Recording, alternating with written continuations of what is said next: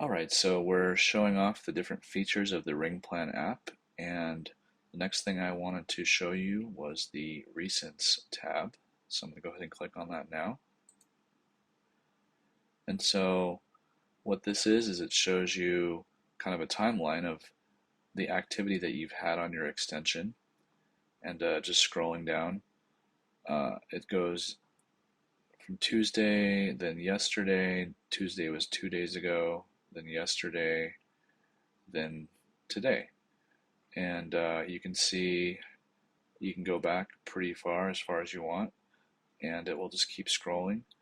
Uh, if I go back, I can see 2 days ago I missed some calls. The calls that you miss are highlighted in red, and then if I rejected a call, it's got a little X mark next to it, and if I answered the call, it shows that I answered it, things like that. You can kind of go through and see when did I talk to that person. Gives you the exact date and time. And then this one I rejected, things like that.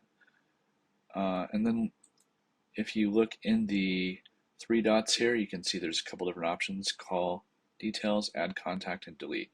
So if I go into call details, it'll kind of show me the call history with this person. That one, they've only called me one time. But if I come in here, I can see that I've gotten tons of calls from this number, and this is our main number. We get all these automated reminders that come in all the time, so anytime that I'm invited to a meeting, it'll call me and remind me to join the meeting. So you can see that's got a ton of options there. Same with this one. Every single time I've talked to this person, it kind of logs it, how long the call was, and what the status was, and everything like that. So if you ever want to know when was the last time you talked to a specific person, or how many times have you talked to them, you can go through and see your history here. And I can also switch to messaging them. Let's say I wanted to text this person.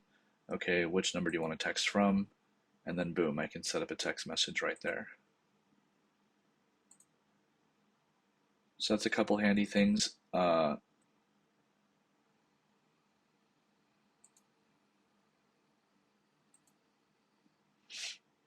this case, I also have the option to add a contact.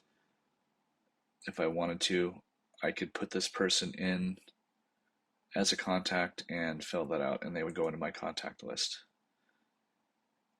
So there's a couple handy things you can do with the Recents tab. All right, now it's your turn.